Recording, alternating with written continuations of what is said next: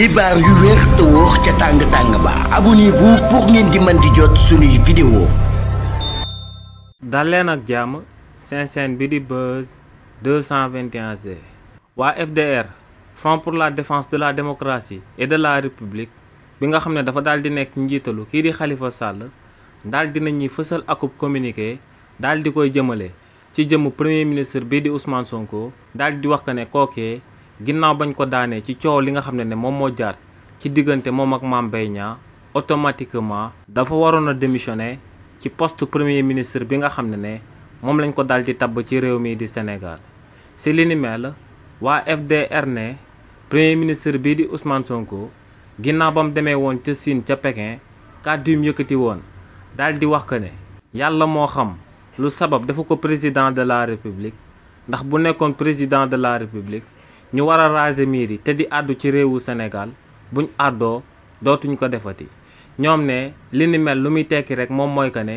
premier ministre bii di Ousmane Sonko da doon menacé di doon wane que ne buñ ko defoon aku président de la république ci réew mii di Sénégal état dictature la daan amal ci réewu Sénégal ndax ñu bëri daa jàpp que ne ñooñee waruñoo àddu que ne ñooñee amuñu baat que ne ñooñee tekkiwuñ dara ci réewu Sénégal que ne ñooñee waruñoo àddu te ne li ni mel moom moo sabab mu daal di jug daal di menacer publiquement ñi nga xam ne dafa daal di jàpp que ne waruñoo sax daal di wax ci réewu Sénégal. ñoom ne loolee nag day tekki que ne premier ministre bii di Ousmane Sonko akub dictateur la waaye tamit waa FDR daal di wëyal ne avant loolu sax premier ministre bii di Ousmane Sonko demoon na biir assemblée nationale daal di yëkkati ay kàddu Sénégal yëpp di ko dégg mu ne léegi day daal di intervenir directement jëmale ko ci yenn dossiers judiciaires yi te ñoom ne ginnaaw bu premier ministre bii di Ousmane Sonko yëkkatee kàddu yooyee ba noppi lañ gis Abdou Nguer ak ay chroniqueurs yu bëri yu daal di nekk ci réewu Sénégal daal di teere ji ca kaso ba ca Rebeuss. waaye tamit ne premier ministre bii di Ousmane Sonko ci dernière sortie bi nga xam ne daal dina koy amal ci réewu Sénégal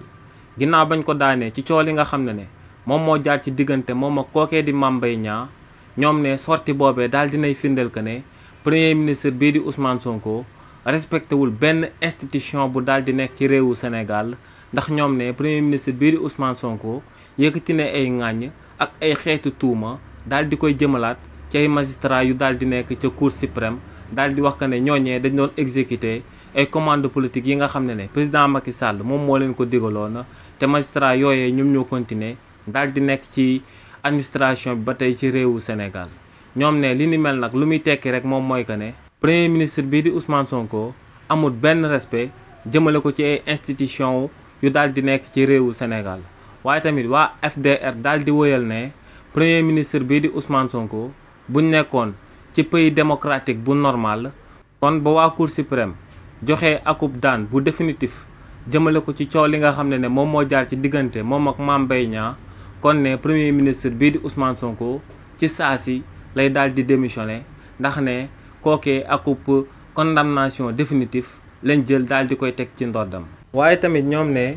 premier ministre bii di Ousmane Sonko ci sorteem bi mujj tamit ginnaaw bam daan wax ak partenaires internationaux yu réewu Sénégal te muy FMI dafa daal di évoquer akub plan de redressement économique ñoom ne nag li ni mel dafa war a daal di tiital bu baax sénégalais yi ndax ñoom ne premier ministre bii di Ousmane Sonko ci tiitalaate xoxalaate la bëgg a daal di amalee plan de redressement économique boobee na mu cee daal di lëkkaloog ay partenaires. donc ñoom ne lenn rek la premier ministre bii di Ousmane Sonko waroon a amal